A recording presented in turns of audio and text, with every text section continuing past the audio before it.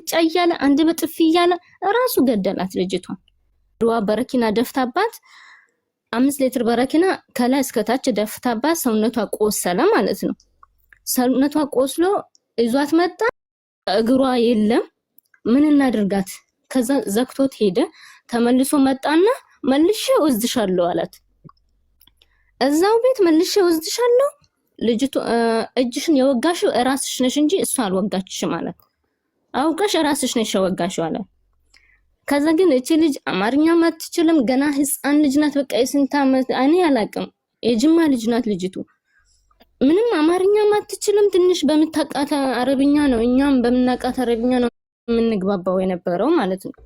ከዛ ግን እንደዛ እየሆነ እየሄደ እየመጣ እየደበደባት እየሄደ እየመጣ እየደበደባት ከዛ እኔ ምንም አልፈልግም በቃ ወይ ግደለኝ ወይ ሀገሬን ላከኝ አለችው። እዛ ቤት ተመልሼ አልገባም፣ ወይ አንተ እዚሁ ግደለኝ ወይ ሀገሬን ላከኝ አለችው።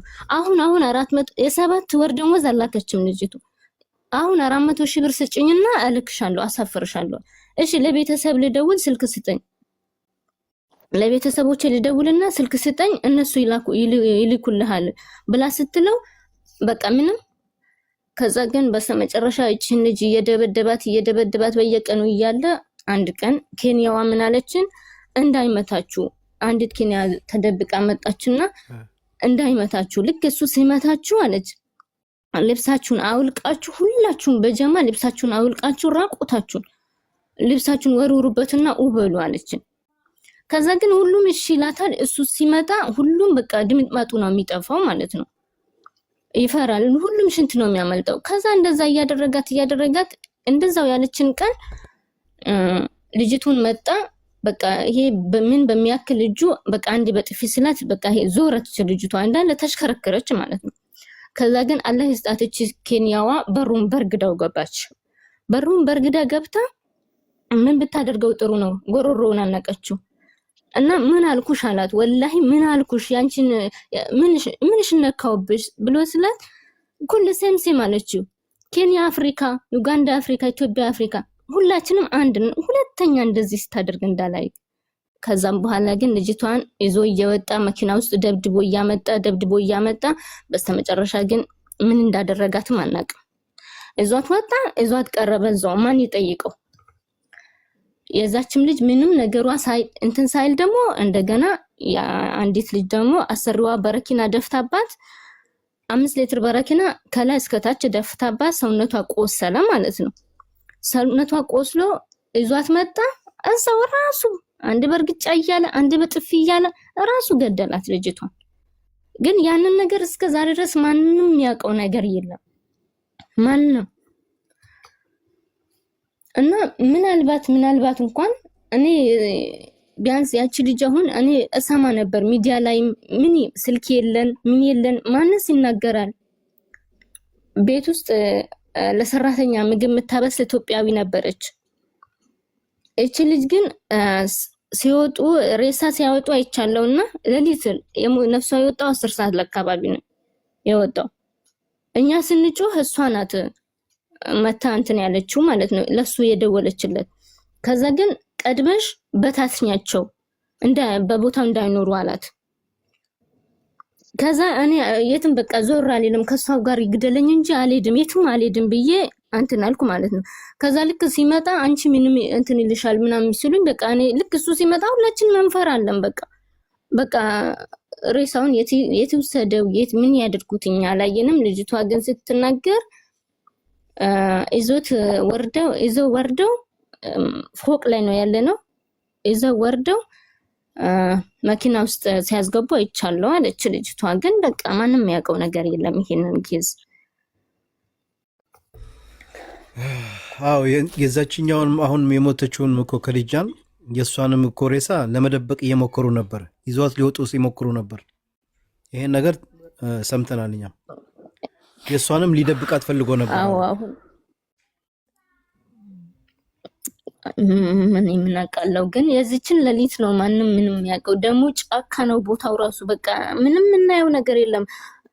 ምን በላውም የምንጠጣው የሽንት ቤት ውሃ ነው የምንጠጣው። በቃ ምንም ምንታጠብበት የለን ምንልበት የለን።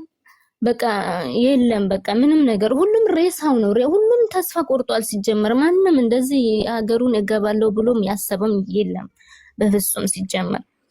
ግን ይሄ ነገር እኔ እንጃ እኔ አላቅም።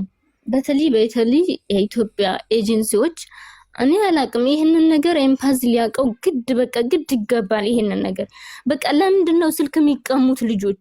ለምንድን ነው ልክ እዛ ከኢትዮጵያ ሲወጡ በቃ ምን አይነት ቤት እንደሚገቡ እንዴት አድርገው የኢትዮጵያ ኤጀንሲዎች እንደሚልኳቸው ማንም ያውቃል። ግን ከዛ ከወጡ በኋላ ልክ ኤርፖርት ሲደርሱ ሁሉም ነገር ይቀየራል። የሀገር ውስጥ ኤጀንሲ ነው በቃ የሚቀየረው ሁሉንም ነገር ማለት ነው። እንግዲህ ስልክ እንዳይሰጣቸው የሚያደርገው እሱ ነው። ሌላ ማን ያደርጋል? በቃ ከምንም በላይ ስልክ ያስፈልጋቸዋል። ስልክ ያስፈልጋል በቃ ከምንም በላይ በቃ ሌላ ሁሉም ትርፍ ነው። እንዴ በምን ይታወቅ? አሁን የዚች ልጅ ሬሳ በቃ ቤተሰቦቿ እንኳን ምንም ያውቁት ነገር የለም። አላቅም ብቻ እኔ አላቅም። ልጅቷ የጅማ ልጅ ናት። ያችም ልጅ አንቺ ላይ ስም የለም። አንቺ ላይ የኢትዮጵያውም የዝም የለሽም የኤጀንሲው ስም የኢትዮጵያውም የዚህም ወይም የካምፓኒው ስም የኢትዮጵያ የኤጀንሲው ስም አለኝ። የሁለቱን አውቃለሁ። ላኪልኝ እስኪ። ማለት ሶስት ናቸው አንተ ናቸው ማለት ነው። ኤጀንሲዎቹ ሶስት ናቸው ከሱ ጋር የሚሰሩት ኢትዮጵያ ውስጥ የሚሰሩት። ይሄ እኮ ልክ እንደ ዱባዩ መዘጋት ነው እኮ ያለበት። ወላሂ ለአዚም ይሄ ህዝቡ መጮህ አለበት። አሁን እኮ ልጆቻችን አሉ እያሉ እኮ ነው አሁን የሞቱ ልጆችም ወላሂ ልጅ ያለች እያሉ ቤተሰብ በተስፋ እየጠበቁ እኮ ይሆናል መሞቷን ራሱ የማይሰሙ። ይሄኔ እኮ ጫካ ከሆነ የሚኖርበት ያቺኝም ከልጃንም ከገደላት በኋላ እንትን ይዟት ሊወጣና የሆነ ቦታ ሊቀብራት እየፈለገ ነበር። ይችላል። አዎ እየሞከረ ነበረ። ፖሊስ መጣ እንጂ እየሞከረ ነበረ። እመኑኝ። ስለዚህ ከዚህ በፊት ተጋሻኒ ነማሪበኒ በር ማነኮባ ባር በቃ አንድ ክላስ ይደባደባል። ማንሰው አላዩም። ካላስ ይደባደባል። በቃ ብቻ ጭው እናንተ ትሰማላችሁ? ጮህ ሴቶች ሲጮህ ሸየ ማፊ ሰማሁላችሁ። በቃ ሁላችሁ ለቀስኩ። ወላሂ ብላ አነ ሁላችሁ እያየ ብዬ አነ በዴ በቃ ሁላችሁ በቃ እንደዚህ ነው። ደግሞ ረጂሙ ሰውዬ እንደ ገደለ ወላሂ ብላ ረጂሙ ሰውዬ ነሚቸ ሰና ከነማ ጄሱ ካን ፍርዲቸ ሰና ጀቹራ አኩመ ሸን ጀቴ ነሚቸ ፍርዳ ሰና በቃ ካንገዲን ዲፋን ነሚቸ ፍርዳ ሰና ምን አለች? ረጅሙ ሰውዬ ምንድን ነው ያለችው? ዘቢባ አካዱ ነው ጎዳ ወላሂ ብላሂ ነሚችሱን ተርጉሙ ምን አለች? በመና ንጆሌ ገነፍታ አልሰማዋትም። መገደል አለበት። ረጅሙ ሰውዬ እንዲሞት እንፈልጋለን። ይገደል፣ እሱ ይገደል። ትክክል ናት። ይገደል፣ እሱ የምር ይገደል። አንቺ ላይ ገርፎሽ አንቺን መቶሻል። አንቺን እኔን ነው። አዎ በደንብ መቶሻል። አንቺ ለዛውም ለብቻ አንድ ክላስ ሌሎቹን እንደውም እዛው እያዩ ነበር። ኢትዮጵያ እነሱ ፊት ነበር አንተ የሚላቸው። አስገባሻለሁ። እንዴት ለብቻ አንድ ክፍል? እስቲ እዛ አንድ ክፍል ጎትቶ ወዝዶ ነው በቃ እየቀጠቀጠኝ እኔን የቀጠቀጠኝ። ለዛውም ሴትዮዋ ስንት የ9 ወር ደሞዝ አንሰጠችኝም። ከዛ ግን እንዴት ሆኜ በፖሊስ እጅ በቃ እንዴት ሆኜ እሱ ታሪኩ ረጅም ነው ታውቱና ማለት ነው። ግን እነሱ ጋር ከገባውኝ በኋላ ማለት ከሲቲዩ እነሱ ጋር ከገበቀ ነፍሴን መጀመሪያም እኔ እንትን ብያታለሁ ተማምኛለሁና እነሱ ጋር ከገባውኝ መጥቶ ሲወስደኝ ራሱ በቃ እመለሳለሁ ወደ ሀገሬ ገባለሁ በሷም እጅ ብሞት ይሻለኛል ብዬ ነበር። እሷም ጋር ደግሞ እንደዛው ነው። ለ5 ቀን ሙሉ ድፍን 5 ቀን ያለ ሙከየፍ በሳቱ በጣም ሙቀት ነበረ። ያለ ሙከየፍ ያለ ምግብ ያለ ውሃ 5 ቀን በር ተቆልፎብኛል። 5 ቀን ማለት ነው። እና እየመጣ ይገርፍሻል። በቃ ምንም ነገር የለም። እንትን በር የተቆለፈብኝ ሴትዮዋ ጋር ነው 5 ቀን የተቆለፈብኝ። ኦኬ ለዛውም 10 ሊትር ቤንዚል ጋዝ ደፍታብኝ ጸጉሬ ግሽልጥ ብሎ ከሙቀቱ ጋር ግሽልጥ ብሎ መላጣ ሆኜ ነው የገባሁት ሀገሬን ስገባ ማለት ነው። ግሽልጥ ብሎ እዛ የነበሩ ልጆች እዛን ምናልባት በውስጡ የሚከታተሉ ከሆነ ያው ያውቃሉ ውስጡን ሰውነቴ እንዳለ ቆዳይ ታልጮ እሱን እያየ እንኳን ትንሽ ርህራሄ ያላደረገልኝም ትንሽ ለቀልድ።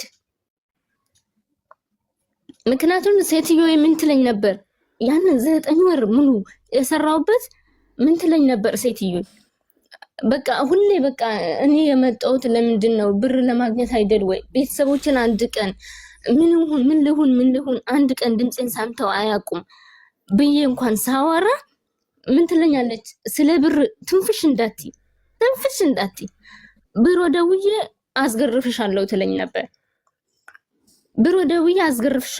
ነበር ሁሌ ዛቻዋ በቃ ይሄ ነበር። በቃ ቢሮ ሰጅኝም እንዳለላት በቃ ራሱ እነሱ ያውቃሉ ገብቷላ እነሱ ያውቃሉ አረቦች ራሳቸው አሰሪዎች ራሳቸው ያውቃሉ። ስለዚህ አረቦቹ ራሳቸው ያውቃሉ እንደምትገረፉ ማለት ነው።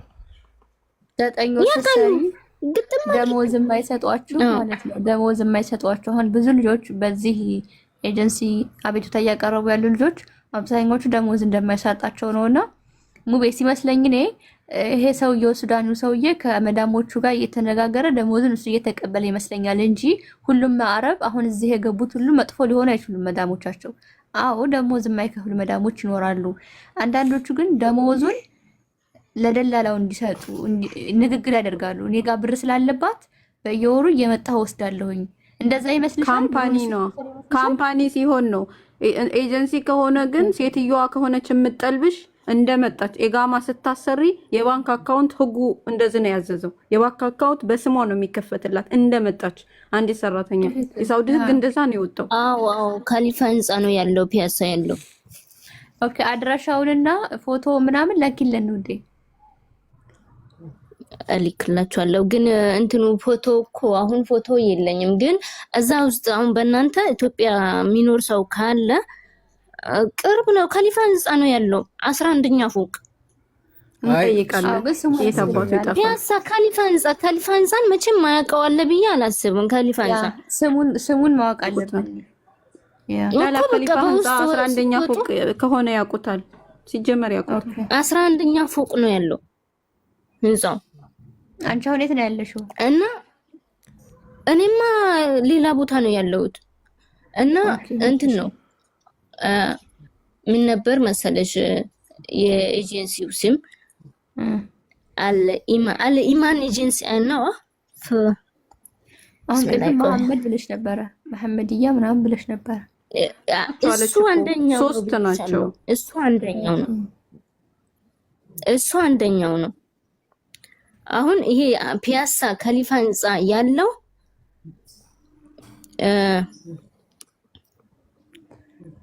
ፎዚያ ኤጀንሲ ደግሞ የሙስሊም ስም ነው ስማቸው። ይገርማል።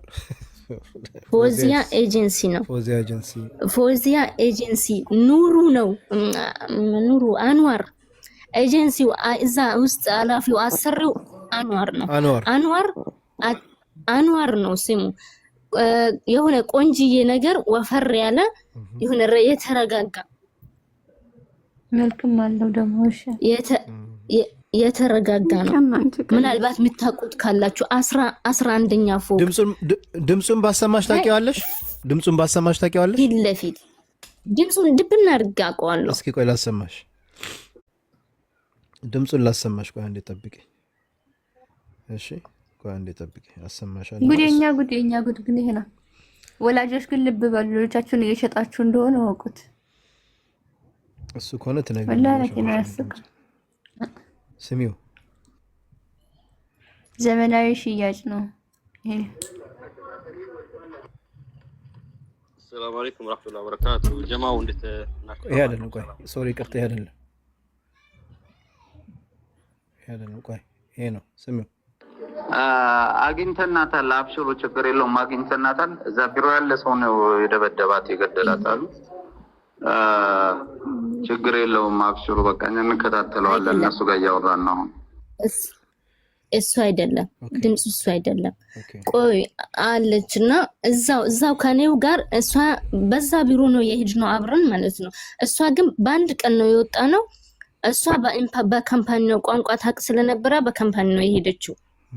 የዛ ሰዓት ግን እንትኑ ውሉ ካምፓኒ አይደለም የሚለው ግን ከወሰዷት በኋላ እሷም እንደዛው ሆና እንደዛው ስቃዩን በልታ ነው የገባችውና የመከነ ሰላም ልጅ ናት ልጅቱ ዘይነብ ትባላለች። የመከነ ሰላም ልጅ ናት። አብረን ነው የገባ ነው እና ስልኳን እስኪ ስልኬ ላይ ካገኙት ምንም ላይ ካገኙት ስልኳን ፈልጌ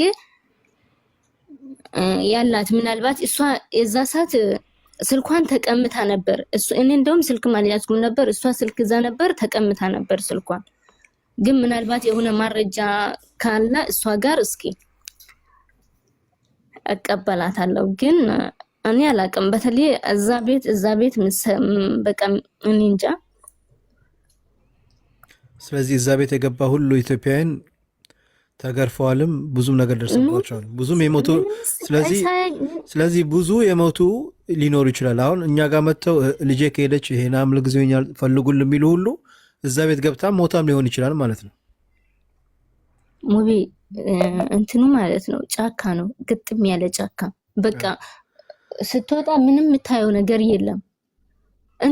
አረብ ሀገር ነው ብለክ ልታስብ ቀርቶ እኔ አላቅም ምን እንደሆነ ቦታው ራሱ እንዴት እንዳገኙት እዛ ቦታ ላይ እኔ ምንም ላቅ አልችልም። በቃ ምንም የሚታየህ ነገር የለም ምንም። በቃ ከጫካ ውጭ ጫካ ነው።